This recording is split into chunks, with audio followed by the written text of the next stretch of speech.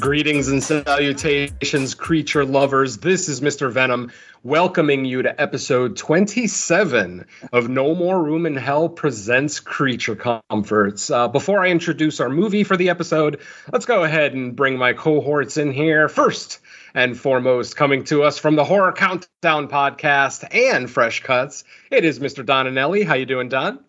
Yeah, what's going on? Always happy to be here. Awesome. And also joining us, as always, from the main show, No More Room in Hell, it is Mr. Derek B. How the hell you doing, Derek? Meow. Yeah, I'm doing pretty good, Venom. It's interesting. You know, I think I found my fetish girl, and that's Dr. Hubbard from this movie we're going to be talking about. She's into some fucking weird shit. Yeah, I have some opinions on her myself, but obviously we'll get into that in a little bit. All right, so if you guys haven't figured it out, we are looking at the creature feature from 1987 called The Nest. This one is a roach horror. For those who don't know, this is a first-time watch for me, and I was worried about roaches as an antagonist. I've always it's one of those things where kind of like the Roach short in Creepshow works, but I always thought as a feature-length movie that there wouldn't be enough there. But luckily, this movie introduces a lot more than just cannibal roaches, so I'm glad for that. So we'll get into that here in a little bit. Our movie is coming to us from 1987. It is directed by Terrence H. Winkless, and it is written by Robert King and Ellie Cantor. Our synopsis is as follows. Horrifying shocker as a biological experiment goes haywire when meat-eating mutant roaches invade an island community, terrorizing a peaceful New England fishing village and hideously butchering its citizens. Now, if I read that synopsis before I watched the movie, I would have thought that there was a lot of hyperbole involved in this. But after watching the movie, this is actually a pretty accurate description of the film, especially after you see the events of the third act. So let's go ahead and play the trailer right now. And when we get back, we'll take a listen to some of our general thoughts on The Nest. Be right back. Meow.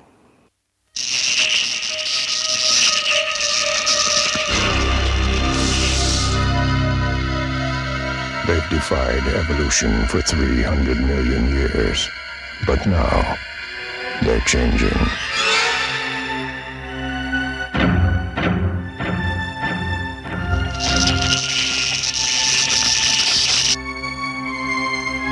Is it them?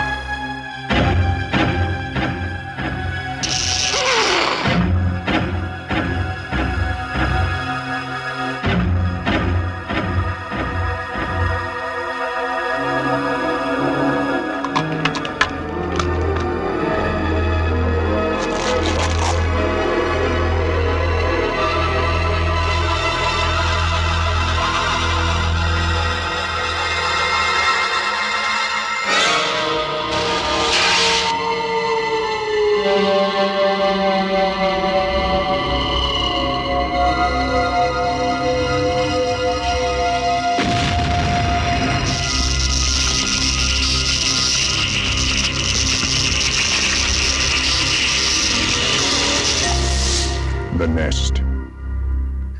All right, folks. So there was your trailer for The Nest coming to us from 1987. This movie is rated R, 1 hour and 29 minutes.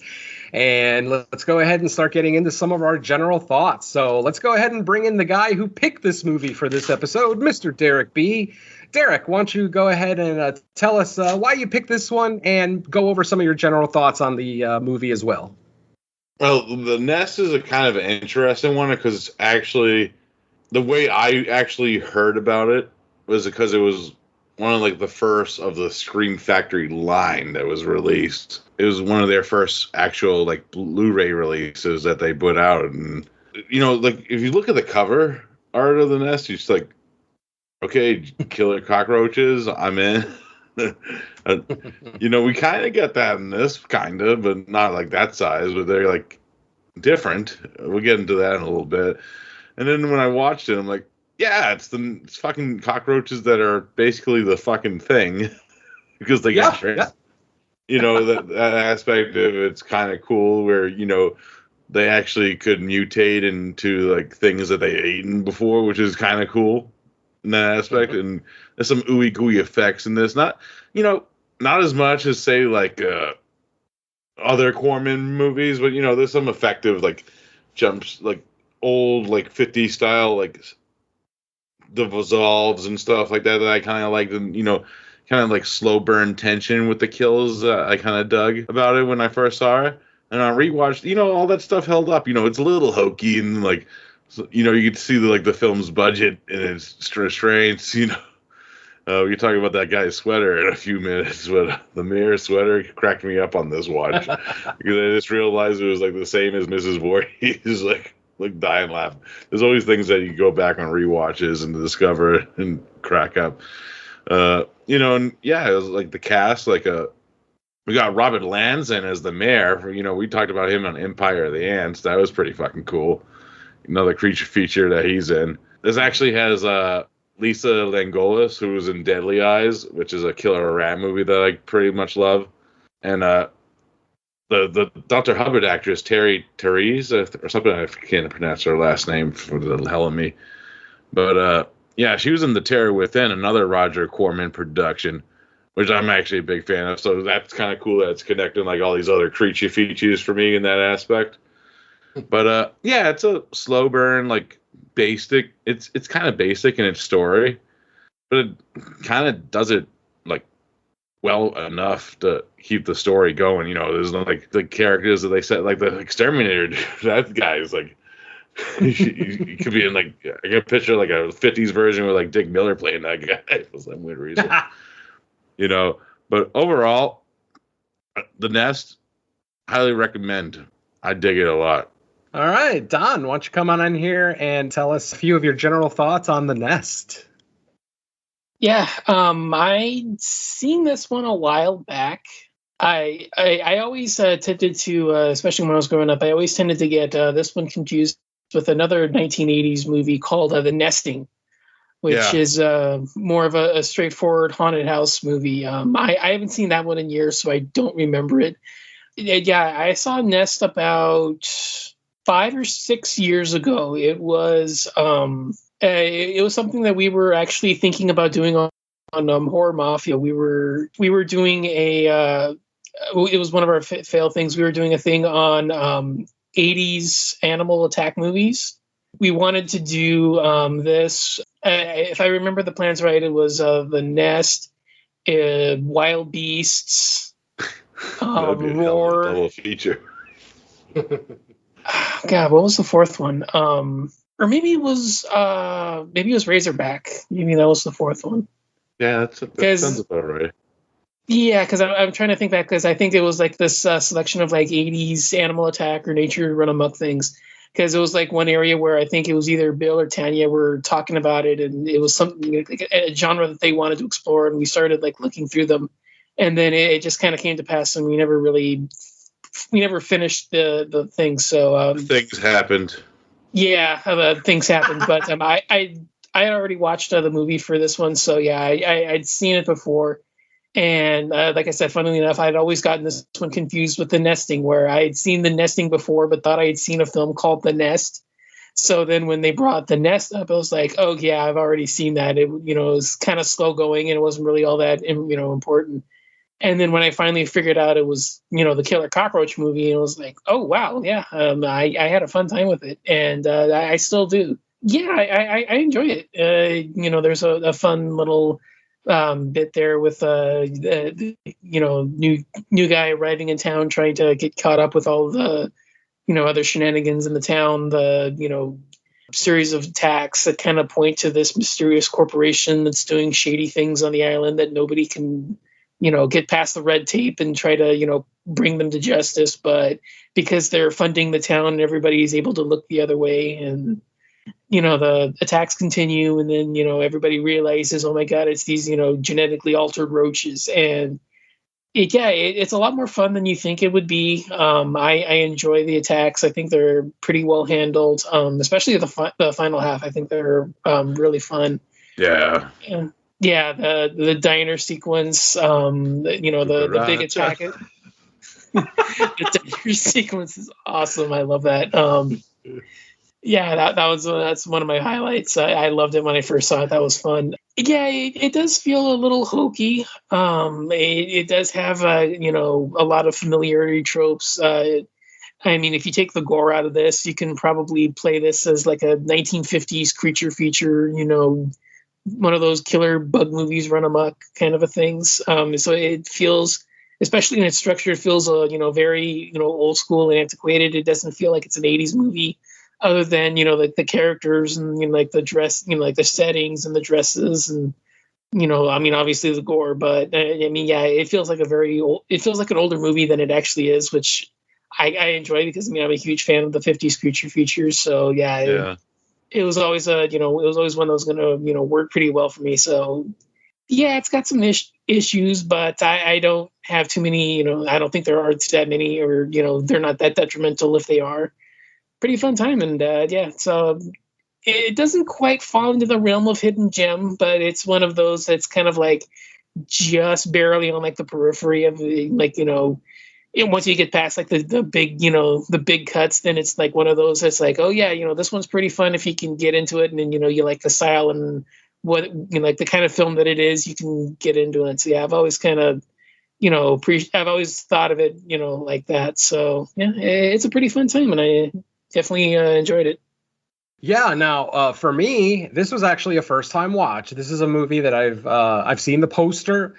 This poster art, very iconic. You can't forget it. I mean, a giant cockroach that looks like he's making a pass at a woman in her underwear. So definitely a memorable poster. I just never got around to watching it. It's just one of those things where, like I said earlier during the introduction, roach creature features are kind of hard to do. They're hard to keep that suspense up. I mean, because how do you emulate a roach killing a human being? But this movie figured out a way to do it by adding the mutations. The fact that these roaches mutate into whatever they attack is actually pretty goddamn cool. Like, that actually kind of surprised me a little bit. Because there's a kill early in the movie with Jake, the homeless guy, the junk collector. And we don't see what attacks him, but we see his arm get cut off. And I'm watching the movie for the first time, as I already mentioned, and I'm like, wait a minute, how the fuck can a roach, or even a bunch of roaches, cut someone's arm off? And it wasn't ripped off, mind you. It was a perfect slice. When you see the severed arm on the ground, it's a perfect slice. Now, as you watch the movie and you get to the third act, then we get a little bit more answers on what potentially may have attacked Jake, and then it makes more sense. So it's almost like it corrects itself, if you will. It leaves that plot hole there, like, wait a minute, roaches can't do that. But then when you get to the end, it's like, oh, roaches can't do that, but that thing can. Exactly. So yeah, but I had a great time with this movie, believe it or not. It is slow going. One of the biggest gripes I have about 80s movies is that a lot of them don't have cold opens. And I've said this before, and I'll say it again. Horror movies need cold opens. You need to set the tone, establish a character, like whatever it is that you're going to do with that cold open, you got to give us something to let us know what we're in for. And unfortunately, this movie doesn't give us any kind of cold open. It just opens, on the peaceful, idyllic island that these folks are living on. And then we meet our sheriff, in his roach-infested apartment, and the festivities just kind of go on from there. How the hell he didn't see that roach in his coffee cup is beyond me. It was floating on top, for Christ's sake. But anyway. So tense, the whole scene. Let me start with some characterizations first. The sheriff in this movie is supposed to be our protagonist. He's the guy that we're following. But I look at this guy as an absolute piece of shit. Like the diner girl, you like, yeah. I mean, literally, he has a girlfriend when the movie starts, and then an ex-girlfriend of his comes back into town after 4 years of being gone. And what does he do? He fucks her the day after she gets there. And I'm just like, what? Like, I'm supposed to be rooting for this guy? I mean, you just cheated on your diner girlfriend, who admittedly, the mayor's daughter is more attractive. That's fine. It's not a matter of attraction. It's a matter of you have a girlfriend, you dipshit. So, little decisions like that. Because at that point, then I didn't care about the sheriff anymore. At the moment that he cheated on his girlfriend, I just didn't care about him anymore. And I'm like, fuck it. Let the roaches have him. He's not redeemable in my eyes. Yeah, filmmakers, man. And I know this is the 80s, so, obviously gender relations are a little bit different, obviously, in the 80s than they are now.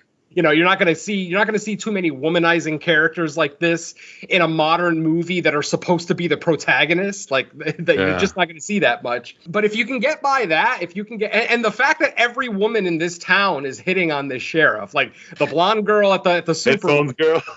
Yeah, hell, if the crazy scientist doctor wasn't such a bitch, he probably would have hit on her too. And I don't mean hit on it's mild flirting. Let's just say mild flirting. But the point is, you live in a small town that has a population of probably less than 1,000. Everyone in that town knows that you're dating the girl at the diner. It just doesn't make sense. I'm going off on a tangent here. Who's the daughter of the junkyard dude?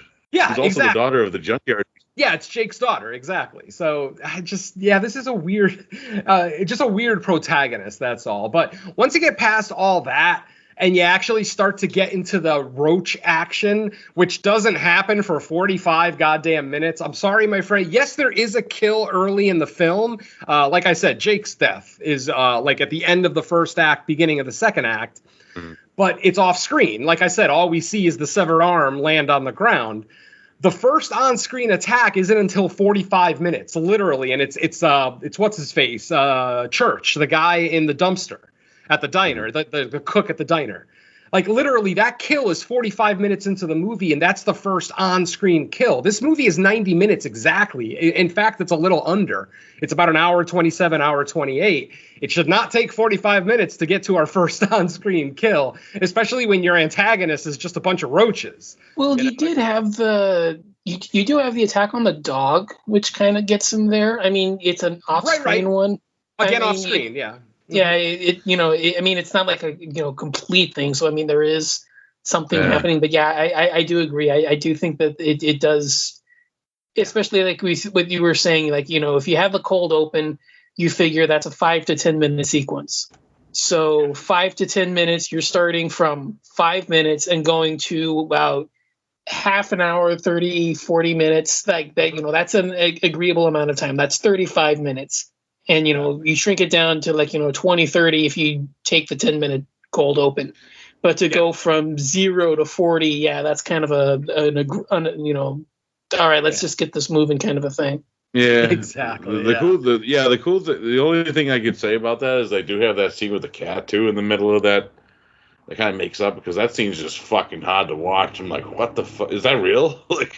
Yeah, I mean, the cat is after the halfway point. So, by that point, we've already the action has begun. Like I said, Church's death at the 45-minute mark, to me, is where that's where the shit hits the fan, kind of, in this movie. At this point, now, more of the citizens are starting to realize that there's an infestation. More people are starting to, mobilize and everything else. The mayor is starting to take it a little bit more seriously, blah, blah, blah. I will give credit to Robert Lansing. This mayor could have come off as shitty as the mayor of Amity from Jaws, but I gotta say, even though his intentions were financial at first, he does show a conscience at the end, and then he does make the ultimate sacrifice to save his daughter in the third act too, which leads to amazing results, which we'll get to. Yeah, but that was great. Yeah, like I said, this movie, man, once the action kicks into gear, it is just fun. Now, one complaint that I've heard about this film is that they put too much in the third act. Like all the mutations and all the creatures and everything else, all is in the third act. And this is where I'm saying a cold open would have helped. You know what they should have done?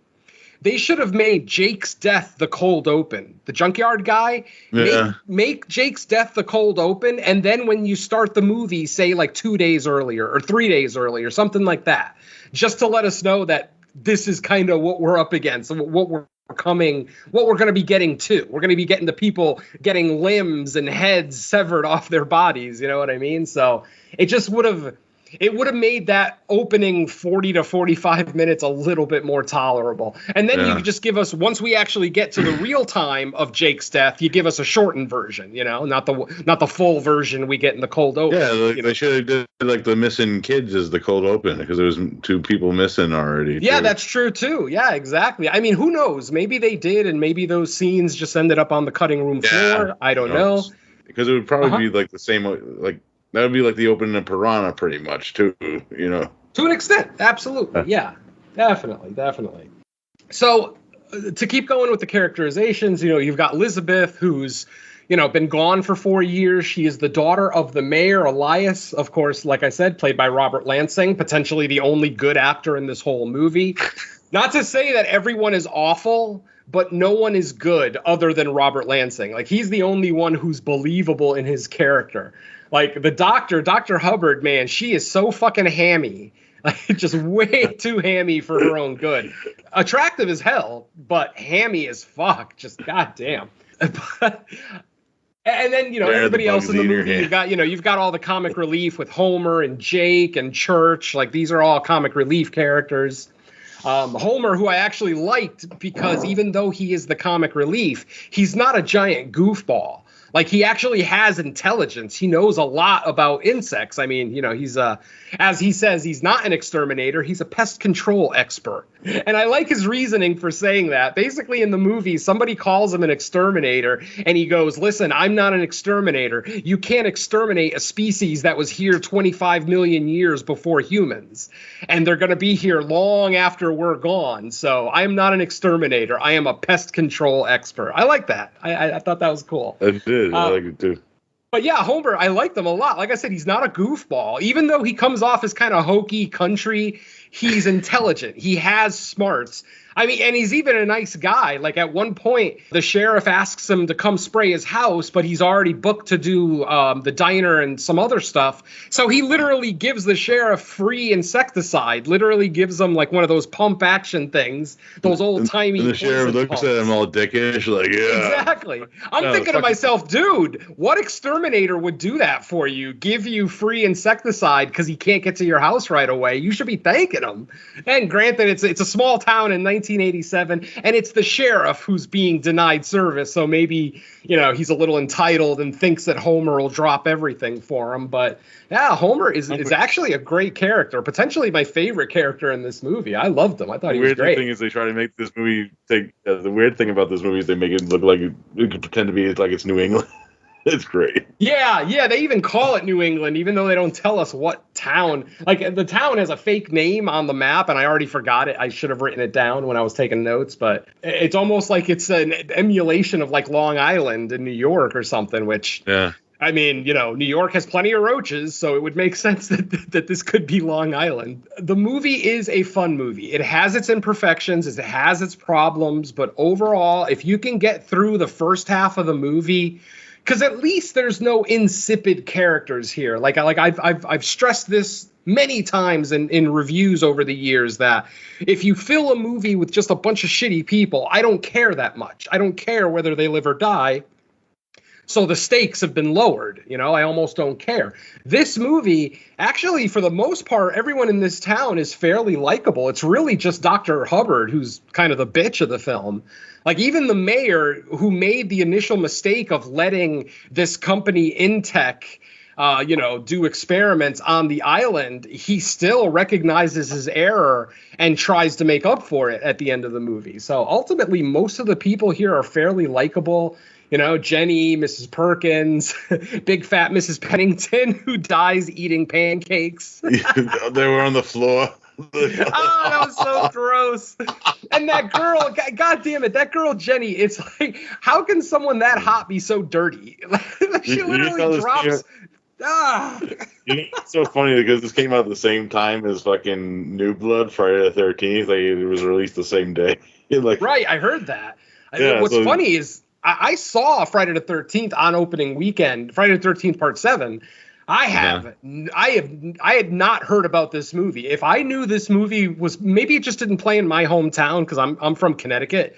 So maybe, we didn't have a lot of national cinemas back then, national cinema chains, if you will. They were all like mom and pop. Movie.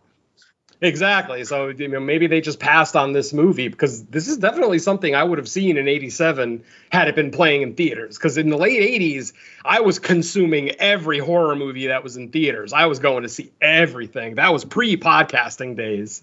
I just, I love the genre so much. So yeah, if The Nest was playing, I absolutely would have seen it, and I probably would have had a pretty good time with it. I mean, like I said, I am fairly forgiving when I watch a movie this old for the first time. I mean, this movie is from 1987. It's over 35 years old. So I tend to be forgiving of bad acting, bad effects, things like that. But ultimately, the effects here I thought were fine. Yeah, they're not like, John Carpenter's The Thing quality by any stretch, but they're passable. You could tell that it's a lower budget movie, but you can still tell that people cared about the film. Like, people still put love into these designs, the creature designs, the animatronics, the practical effects, just all of it. So, this is a movie that I can genuinely appreciate. A movie that, definitely hasn't gone down as a classic, quote unquote, creature feature, but something that fans like us still revere, that we look back on. And now that I've seen it, I'm probably going to pick up that Scream Factory Blu-ray if it's still in print, because this was a fun ass movie, and I would love to see some like behind the scenes, interviews and stuff like that, because in my research I couldn't really find anything on YouTube like interviews and shit like that. Something that I was talking about with these guys before we started recording was that obviously you guys know from last month's episode, we recently lost Roger Corman. So I myself have been going on a little bit of a Corman kick where I'm just watching everything that he directed, produced, not everything, obviously, because his name is on about 500 movies.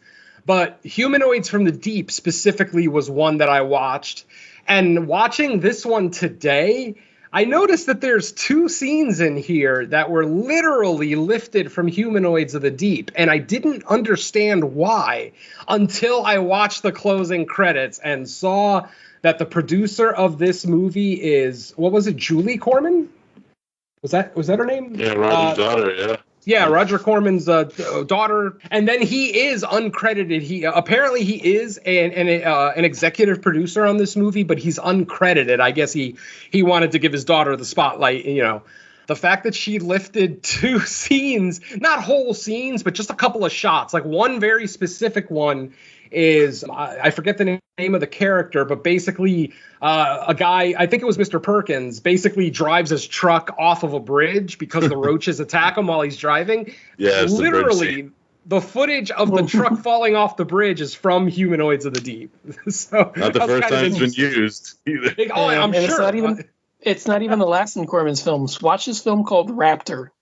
Oh, fun. Yeah. I think it's fun. Even in the Jim Wynorski remake of Not of This Earth, because I think that takes some humanoid.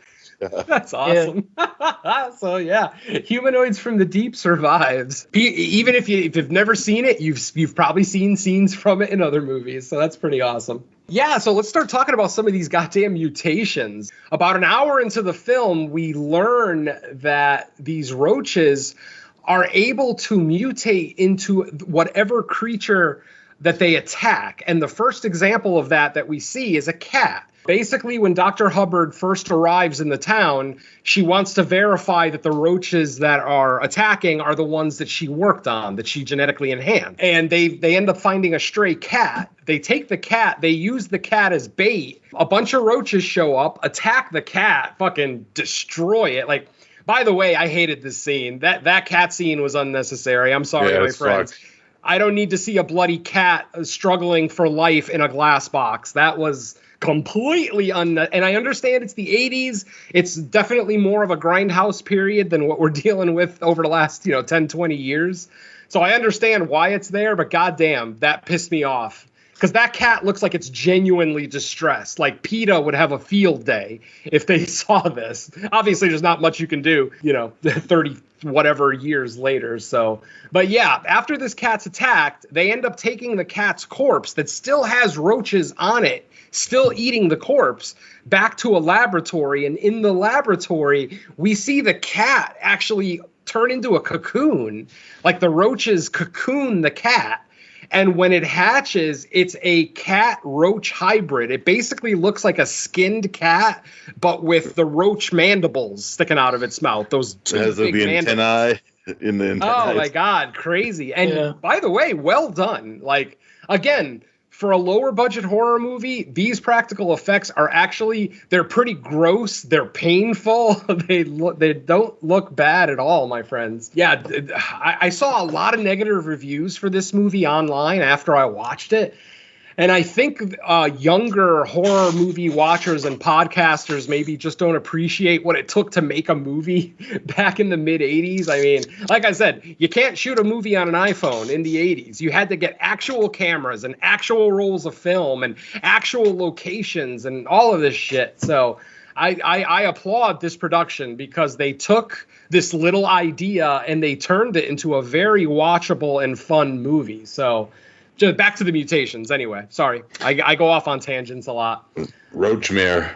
That was Roachmare. Like, oh man. Derek, jump in here, man. Talk to me about the Roachmare. The first time I seen this scene, like just the buildup of it, where he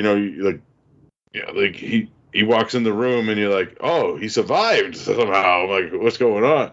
Then all of a sudden, like, you start hearing the roach noises, and then all of a sudden, like, his fucking feet start to turn to, like, come out of his clothes, and they're like bones, and then you see, like, this giant, like, I actually noticed it more on this watch, on viewing it, the fucking chest plate, which is kind of like a giant fucking roach on his chest, and all of a sudden, mandibles,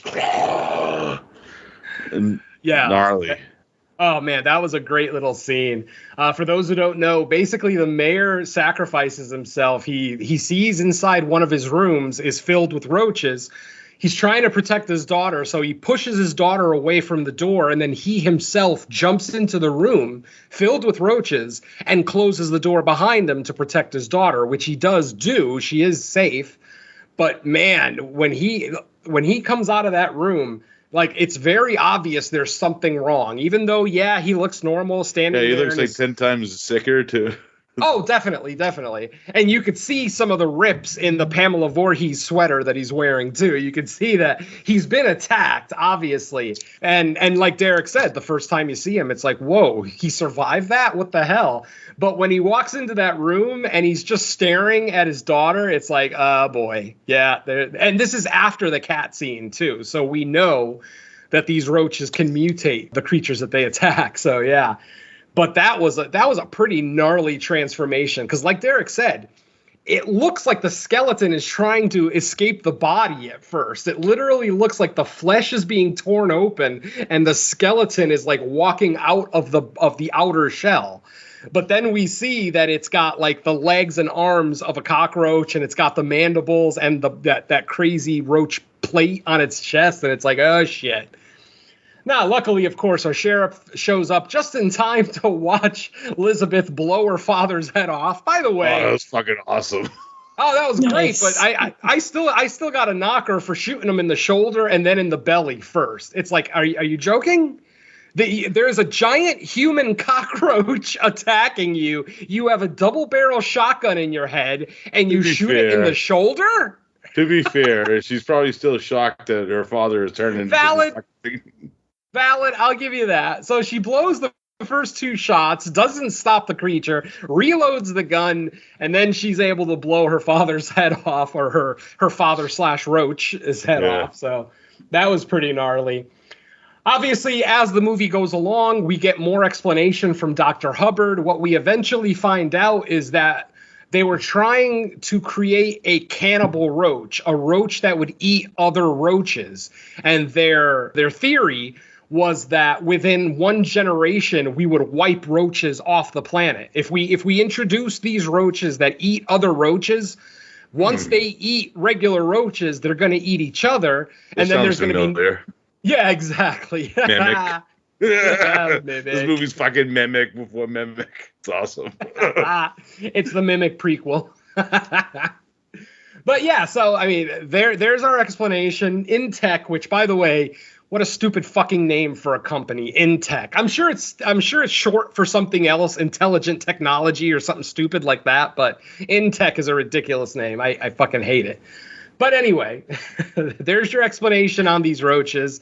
They were created, they were genetically enhanced to hopefully become cannibal roaches where they eat other roaches, but instead they gave these roaches a tenacious attitude and a taste for meat, any meat, you know, not just roaches, but like animals, humans, any meat. There's a great little scene in the supermarket where Jenny, the clerk, comes out and she's got a bunch of steaks that are still wrapped in plastic, but all the meat has been taken off the bone. Yeah. But the plastic hasn't been removed. The plastic is still on there, and the only evidence that anything's been left in there is the roach poop. Basically, we find roach poop. Basically, yeah, roach droppings that are way bigger than they should be. I mean, I've seen roaches that size, let alone their poop. So yeah.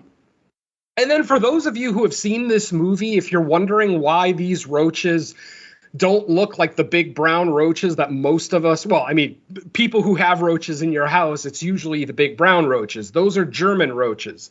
The roaches in this movie are Oriental roaches. They are smaller and black. That's why the roaches in this movie are black, not the traditional big brown ones. We actually see a couple early on in the sheriff's house. We do see a couple of the big brown roaches, but as the movie goes along, it becomes the smaller black ones. And like I said, so those are Oriental roaches. You likely won't see those in your house. I tried to find a reason why they use those, because German roaches are so much more readily available. That's what was used in Creepshow.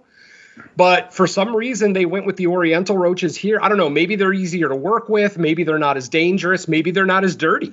I don't know. So I couldn't find anything in my research, but there you go. So Oriental roaches in this one. Also, I'm kind of curious, too, because I know this is actually based on a book, too, and they actually kind of use the Oriental roach on the book, too, so maybe that's why. But God knows how much faithful this is to the actual book, too, you know. This is based on the book by Gregory Douglas. From what I understand, it's fairly faithful. The only thing I heard in my research is that the book is way gorier. And obviously with books, you can be gorier because you're just putting it in type. You don't have to actually create the effect in front of a camera. So Joe Lynch, that's what I heard. The Nest. There you go. Oh, hell yeah. The director of The Sadness, remake The Nest. That's what I want. I want to see just an over-the-top, insane fucking roach movie. Anyway, let's bring in Don to talk about our final mutation, the Queen. And it kind of looks like the Queen is a conglomeration of multiple human beings. Don, what do you think? That was kind of the phrase I was looking at. I don't really know what kind of a word to use other than, like a ambulatory blob. It looks like there's final boss in a Metroidvania game. There you go. It's its final form. Yeah. But yeah, you can tell that there is at least like 3 or 4 like distinct people, and there's like maybe a couple of others, but they don't like linger on them too much. Like, maybe just like residents of the town that we weren't like really introduced to, but just like split-second shots just to establish them, and then you're supposed to like recognize them from that. But it'd be hilarious if Headphone Girl was on there. I was looking for her, but I couldn't find her. I don't think she. I think she lived. I don't think so. I think she. We never saw her die. The last time we see her, she's in the bathroom right after her grandmother dies. Yeah. Yeah. So we never actually see her get attacked. But I think it's safe to say she's not alive. Yeah, she definitely got eaten. Yeah, because she would have come out and she would have. Oh yeah. Yeah, she would have at least like tried to join the resistance or something like that. When they're, when you're trying to blow up the town, you're gonna, make sure that there's some. You're gonna go out there to see what's going on just for like self-preservation. And if you're like, you hear like shotgun shells or something like that, maybe you're gonna come out and check just to make sure. But I think she would have. I think she gotten attacked. Yeah, I hear you. I hear you. I was thinking with the queen, the final creature, I was thinking, couldn't that be some of the scientists that actually created this thing? Because Dr. Hubbard couldn't have been working alone. Yeah, because somebody had to bring that equipment in there too. You know what I mean? Yeah. That's my initial thought, because you see like there's like individual people, but you don't actually recognize any of them. And I think that's kind of what you're supposed to figure out, is that there's like 3 or 4 individuals, but they're not anybody that we've seen. So I would assume that it has to be that, because you haven't seen the Queen Roach at all this entire time either. So it's got to be her integrating the other people that worked on her to create this product to begin with. I think that's got to be them, because you never, like I said, you never see the creature or you never see any of the people before that she's mutated into. So I think it makes sense, even if they don't explicitly say it. Yeah, I think that's a safe assumption to make, definitely. Now, one thing I really like, now, obviously, I like this scene because it's a guilty pleasure scene. It is the death of Dr. Hubbard, who's been an absolute bitch this entire fucking movie. I mean, she is literally, she almost 80% of what she says is a lie. Like, she's constantly lying to the mayor, lying to the sheriff, lying to the mayor's daughter, like to the point where even the mayor calls for help at one point and she tells him, oh no, the sheriff's busy. It's like, what are you fucking, that's the mayor. You don't tell the mayor to wait, to turn on the lighthouse.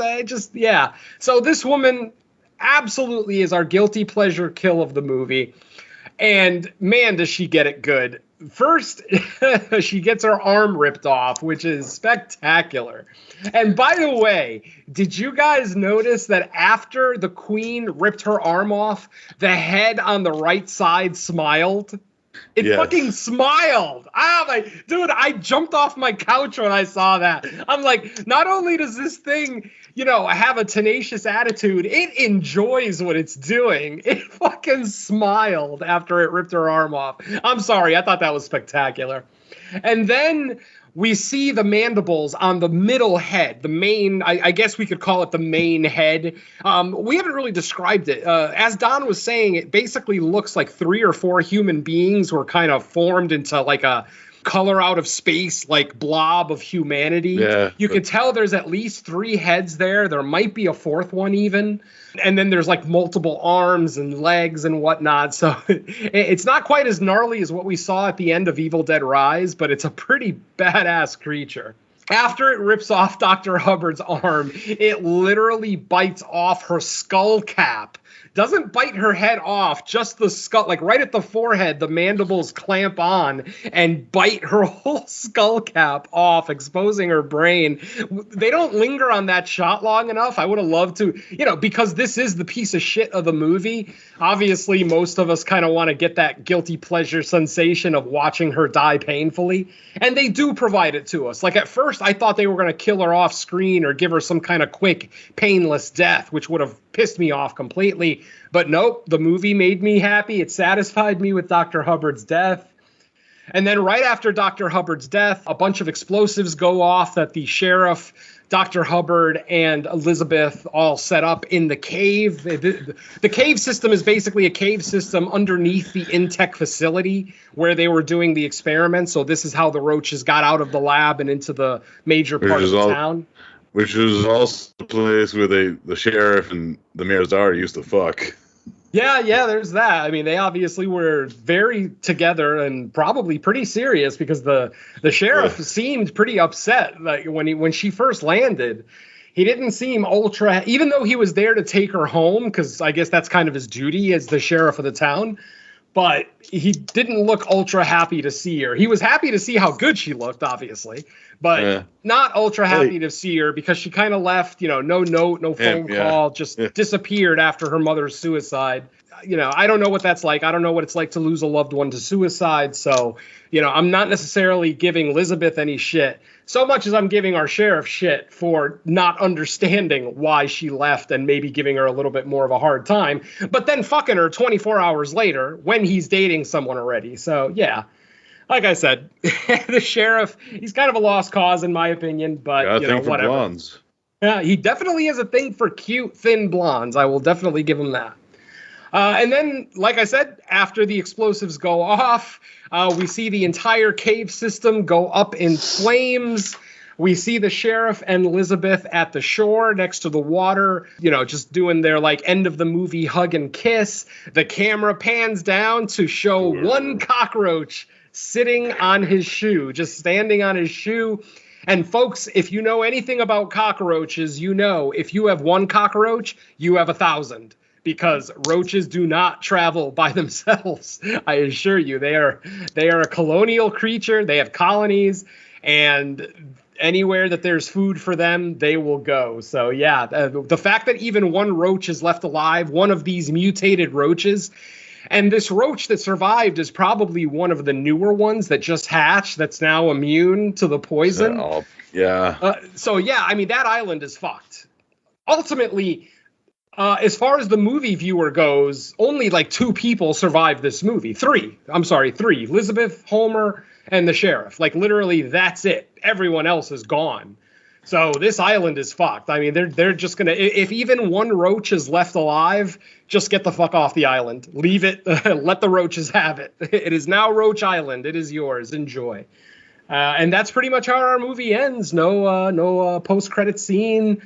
But I gotta say, goddamn that diner scene and La Cucaracha playing in the background. What the fuck? I was laughing so hard I had to rewind the movie because I thought I missed stuff. I'm like, and then I'm thinking, okay, and maybe you guys can help me out with this. Was that song playing on the movie score, or was it actually playing in the diner? I think it was playing in the diner. I'm so confused. So these roaches put a quarter in the jukebox and played their favorite song before they attacked. Imagine. If this was Joe's apartment roaches, they would do that. Yeah, kind of. What's up, Don? There's that one sequence where when they first come in, they have that one guy who runs around and he's trying to shake them off of him. I think he crashes into it, and I think that's what starts it. Okay, maybe I missed that, and if that's what happened, then that's a lot more acceptable. and I don't remember it starting immediately after it happened, but I remember that's one of the first scenes, because that's the guy that comes barreling out of the back of it. He's the one that comes out of the back of the food preparation area, and then he's trying to shake them off of him, and then that's what gets everybody's attention. That makes sense. I think because I think he crashes into it not knowing what's going on because everybody's trying to help him and he's just he's just in the fit, and then he just crashes into it. Everybody else notices that the roaches are there because they start jumping off of them. So I think he crashes into it, and I think that's what starts it. So I don't think it was planting. It was just, he crashed into it, and that was the first thing that started It's just playing. funny that of the hundreds of songs on that jukebox, that's the one that plays. I'm still laughing about it. I don't care. That scene is fucking hysterical. I'll die on that hill. That scene is goddamn hysterical. I loved every second of it. It sucks. I mean, it does. Tons of roaches died. What's that? Tons of roaches definitely died in that scene. Tons of roaches died, but yeah. And then after the sheriff finds Lillian's body at the diner, he's actually sad. I'm like, didn't you just cheat on her 6 hours ago? And now you're sad that she's dead? Fuck you. This guy's such a piece of shit. He's a piece of shit in a weird way because he's a nice guy. He obviously has the town's best interests at heart. You know, he's not like a dirty cop at all. He's a good cop, wants to do the right thing, but he's a womanizer and apparently is jumping from woman to woman. He seems like the kind of guy who's always looking for the bigger, better deal. So it's like, yeah, I'll date this girl at the diner, but if the rich mayor's daughter ever comes back, oh, she's mine. You know, it's a weird thing to wrap your head around, especially in 2024. But again, and especially from this old man who's been married for 28 years, it's such a weird concept to wrap my head around that and it's hard to get behind that character. Ultimately, he does the right thing. He helps out the town. He helps save Elizabeth. He helps save Homer, blah, blah, blah. But man, just, you know, keep your dick in your pants for like 2 days, would you, dude? And then people will like you more. Anyway, that's probably about all I have for this movie. Like I said, my notes pretty much end with "this island is fucked." Just leave it alone. So and get the fuck out of there. Exactly. So Derek, why don't you come on in here and give us some closing comments on The Nest? Yeah, The Nest. I agree with what everybody's been saying. Yeah, it kind of has some imperfections to it. Hey, it's on Tubi for free if you guys don't want to buy the Blu-ray, so you watch it for free. You know, you have a night, nothing's on TV, and you like creature features, and you hate fucking cockroaches, and that kind of skews you out. Watch The Nest. Yeah, I gotta say, for a movie where cockroaches are the main antagonist, there's not actually a lot of roaches in this movie. Like, there are scenes with, like, large infestations, but not nearly what you would expect. Like, I would have expected to see a bunch of roaches, like, right from the start, but... like the first big thing of roaches that we see is when Elizabeth goes down into the cave and sees that big pile of them there. So I got to say, for a roach movie, I mean, you probably see more roaches in that creep show segment than you see in this one. But like I said, because they give us the added element of the mutated cat and the mutated humans, it just adds that extra fun factor and gore level to this movie. Yeah. So... yeah, I'm right there with Derek. I think this is a fun-ass movie. I'm very glad I got to watch it. It more than likely will be a future purchase for me because I had such a great time with it. And if you like cute, thin blondes, you got plenty to look at in this movie, that's for sure. So, yeah. Don, come on in here and give us some closing thoughts on The Nest. Yeah, I can't really add much. I mean, we've pretty much talked about it. You know, yeah, the pacing's just a bit off. You could probably put a cold open in here and make this a little bit more, immersive. Maybe keep the sheriff's dick in his pants and, make him a likable character. But yeah, once you get going, once the roaches are prominent and in part of the story, it's a lot of fun. Actually, if you're looking for a more prominent roach movie, there's another one from 2000 called Bay Nest, which is a little bit more. I think it's one of those like made for sci-fi kind of films or something. But it's killer cockroaches attack this remote Maine town, and people try to get out. It's kind of a little similar, just because it's like a bunch of roaches attacking a town, but it's got a lot more.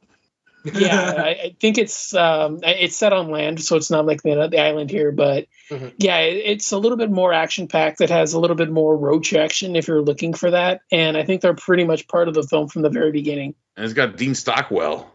Ooh, well, yeah, awesome. So yeah, I actually have that one. It's on DVD. It's under a different title, though. Creepy Crawlies. Pretty fun.